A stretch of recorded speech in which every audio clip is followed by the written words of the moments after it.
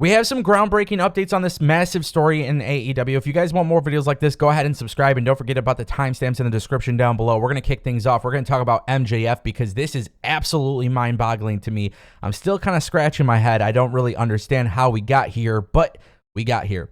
In the latest edition of the Wrestling Observer newsletter, Dave Meltzer has reported that this ongoing investigation that AEW currently has being set up will also feature a number of interviews with other people, part of neutral parties, who went and witnessed everything that went down in that room. So maybe they were in the room, or maybe they saw it from the outside. Now, what's really interesting here is the two names that were brought up in this report was MJF and AEW's chief legal officer, Miga. And I feel like this is a really strange situation because, well, why would the chief legal officer be a witness to this situation? Now, there's a lot of things on the internet going back and forth, and I think a lot of people are just believing what they want to believe in. But I think in a situation like this, there's three stories. There is CM Punk's side of the story. There is the Elite's side of the story. And then the truth is somewhere in the middle. It might lean one way versus another, but for the most part, both sides are going to have some sort of involvement in this, right? Now, when it comes to the story, and of course MJF being part of this investigation, and then of course the chief legal officer being part of this investigation, you really have to wonder how things are going to break down at the end of the investigation. Because if MJF was a witness, if the chief legal officer was a witness, and then if everybody has their different sides of the stories, this could just be one chaotic mess. And I feel like this is a really terrible situation for everybody involved. And it just really sucks knowing that no matter what, it's a lose-lose situation. Because again, the truth is somewhere in the middle. Now, why is the chief legal officer a witness here? I don't know. And it tells me that maybe that's part of the reason, some of these stories on the internet might not be true. I don't want to take too long talking about it, but there's been this rumor that maybe the Young Bucks super kicked or V-triggered or something, the door of CM Punk's locker room. I think that's just one crazy story. I think maybe you can assume that the chief legal officer was with them to make sure that they went about it the right way and nothing went down, but unfortunately everything went down. I don't know. It is extremely strange. We're going to get to the bottom of this at some point, and hopefully AEW figures it out. Now, speaking of more AEW drama, there has been a lot of talk about Thunder Rosa. If you guys watched my previous videos, you would know that Thunder Rosa reportedly requested her release. Then it came out that wasn't necessarily true.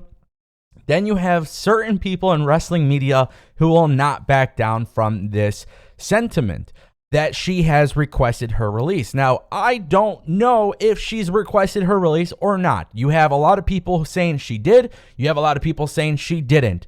However, what I found to be very interesting is that there is this article that came out because of Konnan on his podcast was talking about Rosa and her injury. And I thought this was interesting.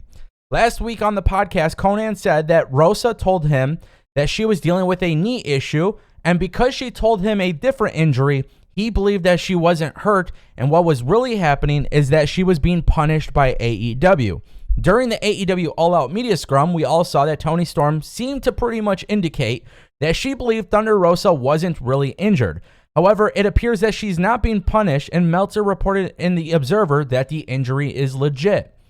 Now, there are a lot of people talking about Thunder Rosa and this injury and this drama.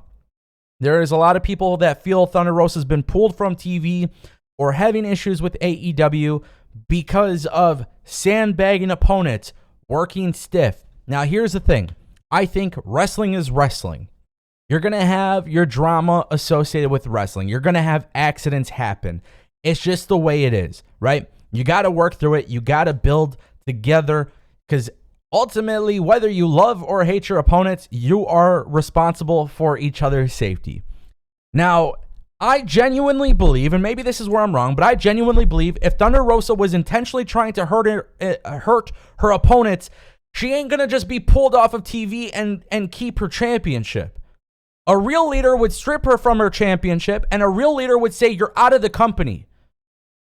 So you kind of have to use a little bit of common sense here. If somebody is intentionally trying to hurt somebody, It would not make sense for them to keep their championship belt. Being pulled off TV is not enough. And if that is really the situation here, that is a shame because AEW should not be allowing that. So again, I do believe, logically speaking, her being injured would make sense. It would make sense. Now, I do want to make it very clear, we still don't know the truth as far as the request release. You got certain people saying she's requested her release. You got certain people saying she hasn't requested her release. All of this is unnecessary. It's time to focus on the women's division. Stop focusing on the bad drama. Let's make this division great. That's what's important here. What's also important is AEW's ratings. If you guys are new to this channel, I hate talking about ratings, but I found this to be very interesting. AEW for 3 weeks in a row has been over 1 million viewers. This is fantastic news for AEW. Now, the reason why I don't care to talk about ratings is because I feel like the technology that calculates everything is old. I don't think it is accurate. With streaming and cable and satellite and so many different ways to watch the show, I don't think it is a true indication of how many people truly sat there and watched the show. But nonetheless, this is a good indication that AEW, despite the drama, is still at their regular, normal slot.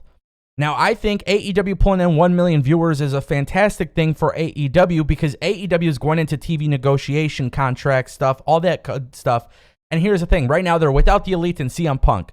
So the fact is, Jon Moxley, Chris Jericho, Bryan Danielson, MJF, these guys who are not named the Elite or CM Punk are still able to draw 1 million viewers. There was a very small, slight increase, maybe because of the drama, but for the most part, that didn't actually change, make, or break AEW's product. So what I'm trying to say here is, regardless of good or bad booking, I don't think Tony Khan actually needs the Elite, and I don't think he needs CM Punk as much as wrestling fans on YouTube and Twitter will say.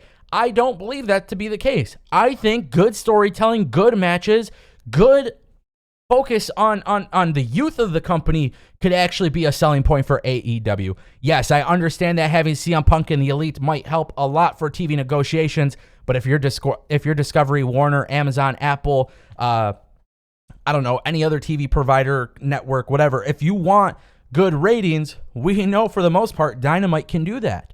Dynamite continues to be uncontested on Wednesday nights for the most part.